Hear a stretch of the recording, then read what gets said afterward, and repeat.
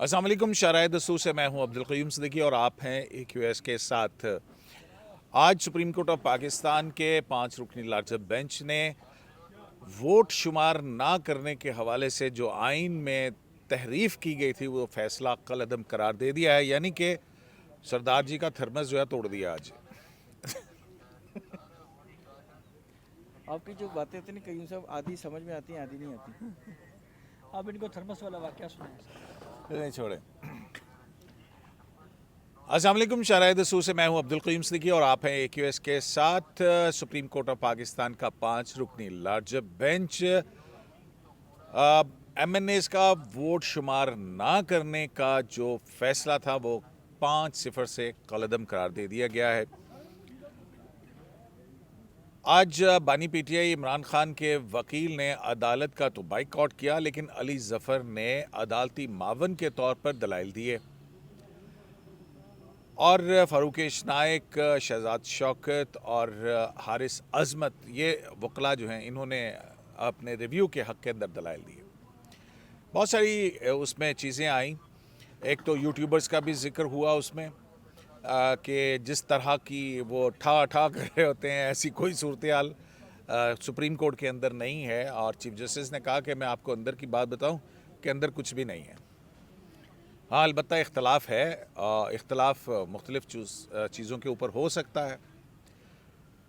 दूसरी जो बात अहम थी वो ये थी कि आज ये अक़दा भी खुला कि वो 3 जज साहिबान जिन्होंने 63A के और आर्टिकल 17 सब क्लॉज 2 ये को मिलाकर और 184(3) और 186 की जुरिस्डिक्शंस को मिलाकर जो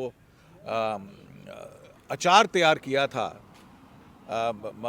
कि वोट का शुमार ना किया जाए, वो उसमें उक़दा ये खुला कि जनाब जस्टिस एजाजुल एहसन के सरबराही में 5 रुकनी बेंच ने खुद कहा हुआ है कि रीडिंग इनटू द कॉन्स्टिट्यूशन नहीं हो सकती है जहाँ पर आइन बहुत वाज़ेह हो, और ऐसा करना डिज़ास्ट्रस ख़तरनाक होगा।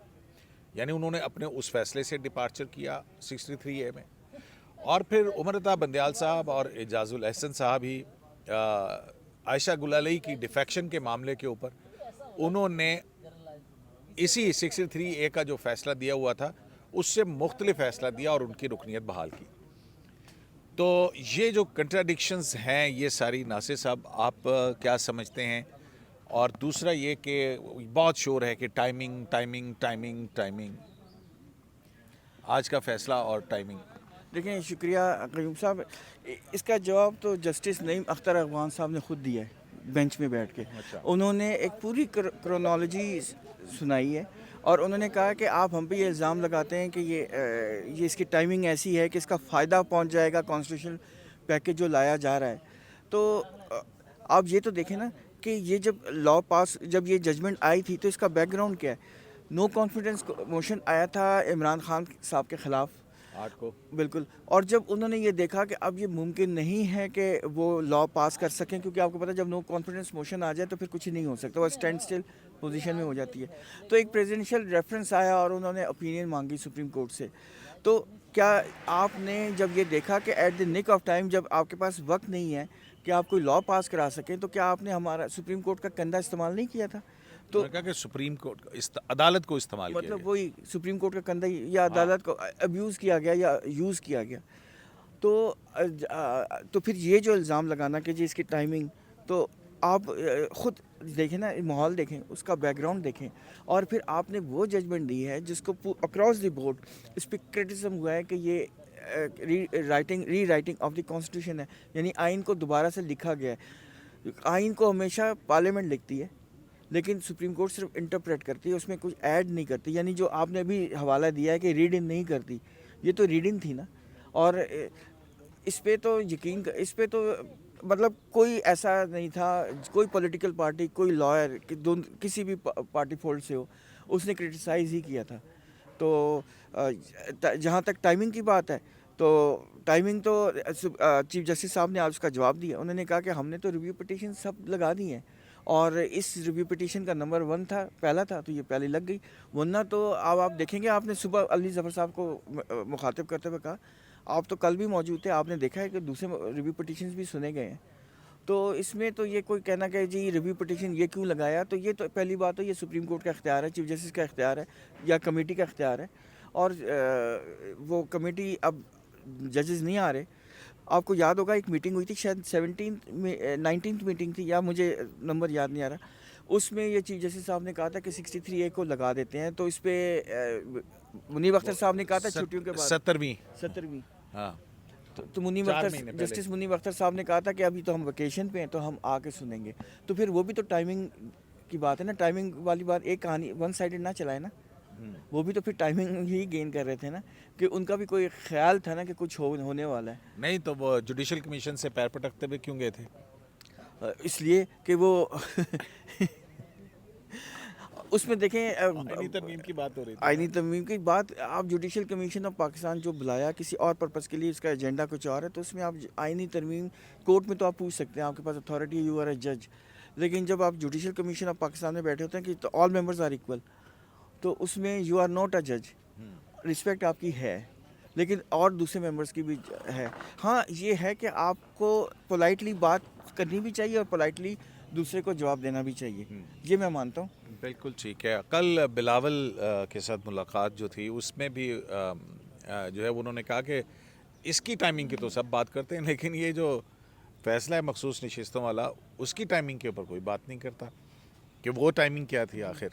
اور پھر انہوں نے, ناظر صاحب آپ کو پتہ ہے, انہوں نے پھر کہا کہ ہم نے تو کہا تھا کہ چارٹر آف ڈیموکریسی کو ہم امپلیمنٹ کریں گے, یہ آپ نے جج صاحب سے کرنا ہے, لیکن لا منسٹر نے وہاں جا کے پتہ نہیں کیا کہا.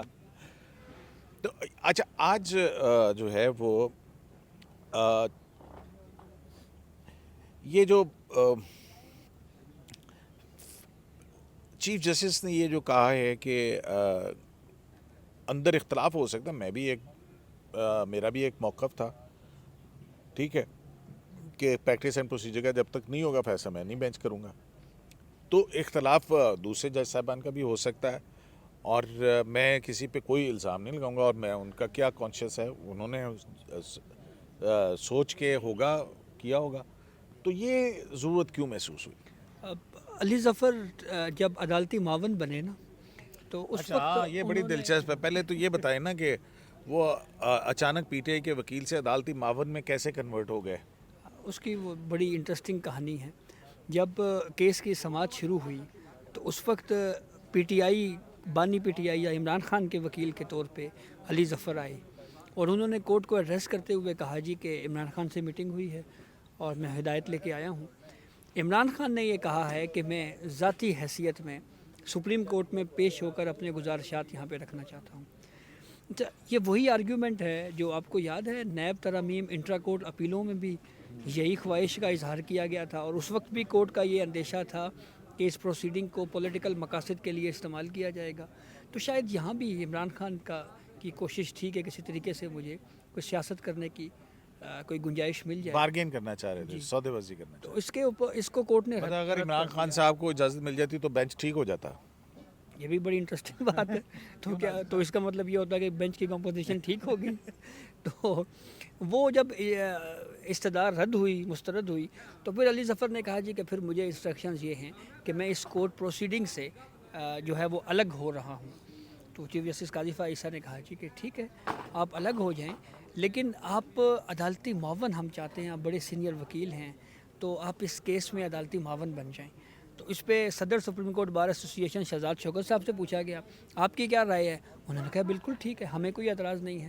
تو پھر اس کے بعد علی ظفر صاحب جو پہلے عمران خان کے وکیل تھے, جو پہلے کہہ رہے تھے جی کہ یہ عمران خان کو ذاتی حیثیت میں بلایا جائے, جب رد ہوئی وہ استدعا تو کہا گیا جی کہ پھر ہم کورٹ پروسیڈنگ سے الگ ہو رہے ہیں. پھر وہ کورٹ امائکس عدالت کے دوست بن گئے, اور پھر انہوں نے عدالت کے دوست بن کر دلائل دینا شروع کیے. تو وہ جو پورشن ہے کہ اندرونی اختلافات کے معاملے پہ, وہ علی ظفر نے یہ کہا جی کہ میری آپ سے ریکویسٹ ہے کہ آپ 17 ججز آپس میں بیٹھ جائیں اور آپس میں بیٹھ کے کوئی بات چیت کے ذریعے حل نکالیں. تو اس پہ چیف جسٹس قاضی فائز عیسیٰ نے کہا, انہوں نے بھی فری مشورہ دیا. جی تو اس پہ چیف جسٹس قاضی فائز عیسیٰ نے بھی ایک مفت مشورہ دے دیا. انہوں نے کہا کہ آج کل آپ نے مفت مشورے ہمیں دے رہے ہیں, تو ایک مشورہ پھر ہماری طرف سے مفت آپ کو ہے. آپ پارلیمنٹیرین ہیں؟ علی ظفر نے کہا ہاں جی میں پارلیمنٹیرین ہوں یا سینیٹر ہوں. تو انہوں نے کہا ٹھیک ہے, آپ بھی تمام سیاستدان पार्लियामेंट में इकट्ठे बैठ जाएं और बातचीत करें और ठीक है मसले को आगे हल हो जाएगा, चीज़ों को आगे बढ़ाएं। तो फिर वो अली ज़फ़र इस पे मुस्कुराए।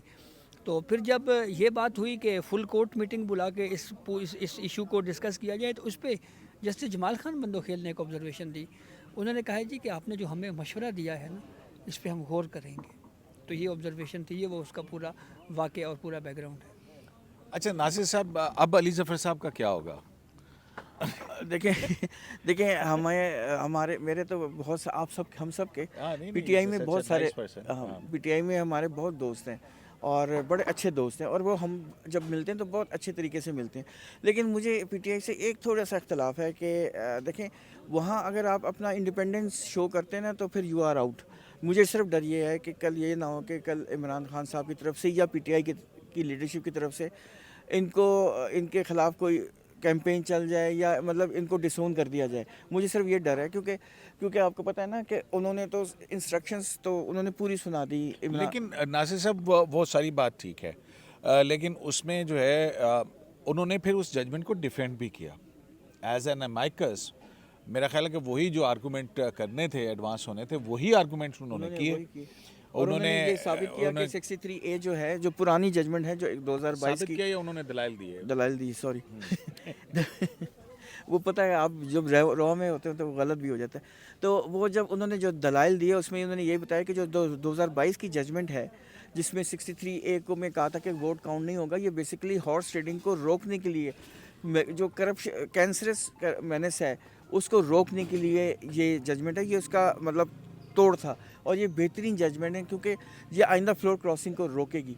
लेकिन इस पे चीफ जस्टिस साहब ने भी यही कहा कि ये हमारे पास कोई आला नहीं होता कि हमको ये तो हम एक कैप्सूल में है, हमने टाइम इसका क्या कॉन्सिक्वेंसेस हैं, क्या नहीं होना, ये हमें नहीं पता। हमने सिर्फ रिव्यू के स्कोप में देखना है कि ये जजमेंट ठीक है या नहीं ठीक है। तो बेसिकली ये था। नासिर साहब, इस पे भी बात हुई थी कि ये कैंसरस लफ्ज़ क्या कानून की किसी डिक्शनरी में है? मतलब ये एक मोरालिटी में जज, वो तो उन्होंने कहा कि जज जो है वो तो कहता है कि कोई चीज़ लॉफुल है या अनलॉफुल है, आइन के मुताबिक है या आइन के बरखिलाफ है। ये कैंसरस इस तरह की ईवल और कॉन्शियस ऑब्जेक्टर का जो टर्मिनोलॉजीज हैं, ये क्या है? मतलब ये उन्होंने कहा कि चलें हम ब्लैक डिक्शनरी में देख लेते हैं, क्योंकि ब्लैक डिक्शनरी अब राइज वाला वक्त है तो उसमें भी देख लेते हैं। वो कह रहे थे कि ये जो है ना, ये सारी मोरालिटी से रिलेटेड चीज़ें हैं, लॉ और कॉन्स्टिट्यूशन के से रिलेटेड नहीं है। उसमें ब्लैक एंड वाइट होती हैं चीज़ें, वो या इस साइड पे या उस साइड पे है।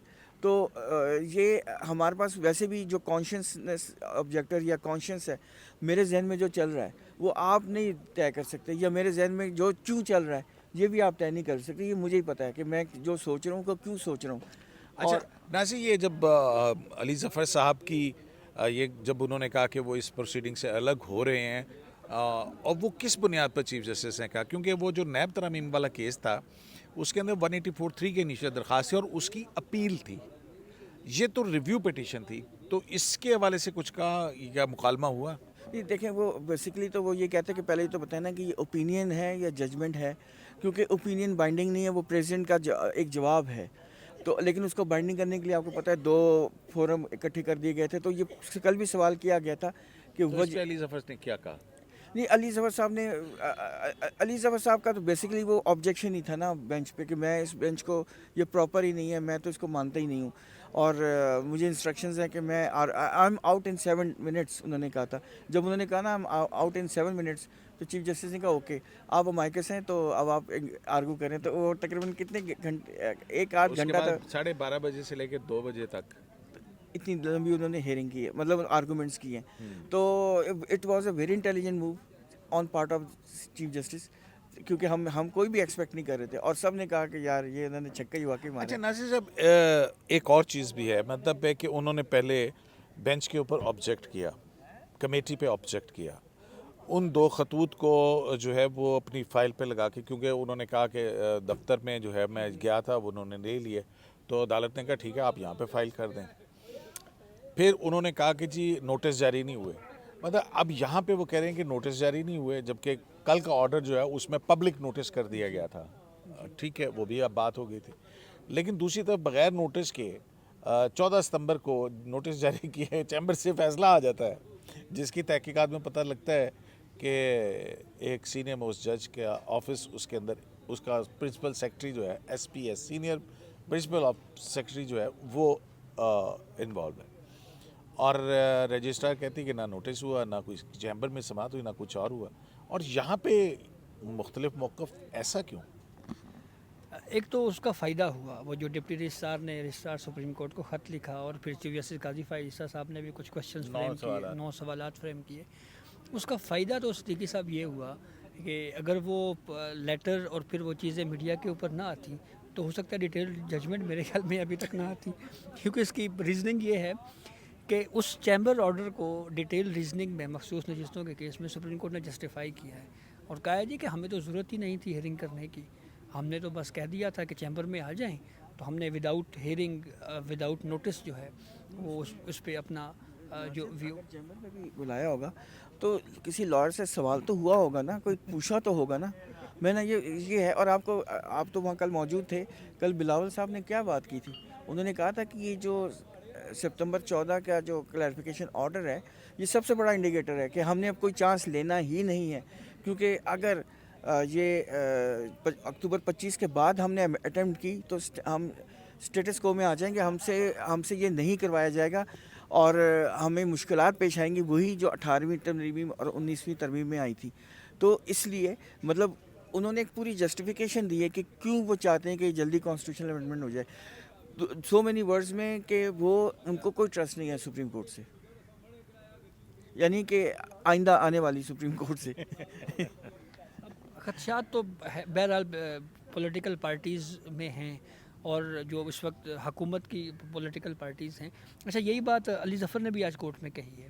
انہوں نے کہا ہے جی کہ جو اس وقت حکومت میں موجود جو پولیٹیکل پارٹیز ہیں ان کی یہ وش ہے کہ ہم ایک آئینی عدالت بنائیں یا ایک ترمیم لے کے آئیں آئین میں. تو چیف جسٹس قاضی فائز عیسیٰ نے ان سے پوچھا کہ یہ وش کا ورڈ کہیں کانسٹیٹیوشن میں لکھا ہوا ہے, کوئی خواہش بھی کوئی چیز آئین میں کہیں لکھا ہوا ہے؟ تو وہ اس پہ علی ظفر صاحب خاموش ہو گئے. تو پھر انہوں نے اخبار کا حوالہ دیا, انہوں نے کہا جی وہ اخبارات میں خبریں چھپی ہوئی ہیں جس میں کہا گیا ہے جی کہ 25 اکتوبر کو ہی جو اس سے پہلے جو ہے وہ ترمیم آنی ہے. تو اس پہ چیف جسٹس قاضی فائز عیسیٰ نے کہا کہ دیکھیں آپ ہم سے جو ہے نا وہ اخباری باتیں یا سیاسی باتیں نہ کریں, آپ صرف اپنے کیس کے اوپر رہیں. تو یہ خدشہ ہے کیوں, ایک سوال یہ بہت اہم ہے نا جی.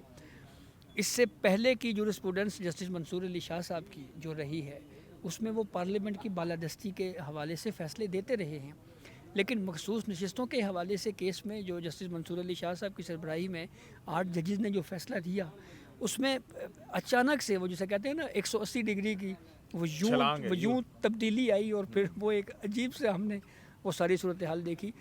باقی جسٹس منیب اختر صاحب ہیں, ان کے حوالے سے تو ہمیں پہلے ہی ہم کورٹ رپورٹنگ میں ہمیں پتہ ہے کہ ان کا کیا ویو رہا ہے عمر عطا بندیال کے ساتھ, اعجاز الاحسن صاحب کے ساتھ, ایون اطہر من اللہ ہیں ان کے بھی پہلے جو فیصلے رہے ہیں وہ کہیں نہ لیکن یہ کہ وہ لطیفہ نہیں ہے ناصر صاحب, ایک لڑکا پکڑا گیا پولیس نے, تھانے دار نے اس کو بہت مارا. وہ یہ جب 2014 میں دھرنے ہو رہے تھے تو اعتزاز احسن نے اسمبلی میں یہ بات سنائی تھی اور وہ ٹونٹ کر رہے تھے پی ایم ایل این کی گورنمنٹ کے اوپر نا.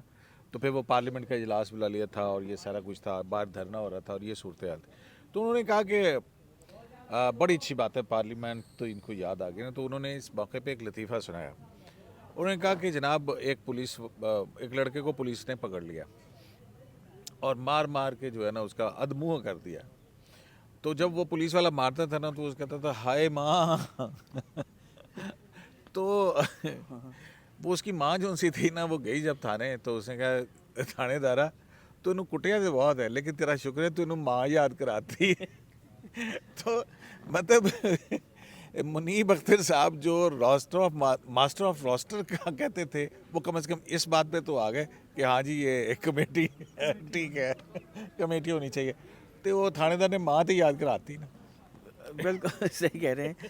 وہ بھی ایک کیا زمانہ تھا کہ ادھر اور وہ پی ٹی آئی جو اسمبلی میں بھی اس کی مخالفت کر رہی تھی اس کو وہ بھی آج اس پہ آ گئی. دیکھیں یہی تو ہمیں شکایت ہے کہ پولیٹیکل پارٹیز کو جو بھی اپنی لڑائی ہے جو بھی کچھ ہے وہ پارلیمنٹ کے اندر کرنی چاہیے, باہر نہیں. اور جب باہر آپ ہوتے ہیں تو یو آر نو باڈی.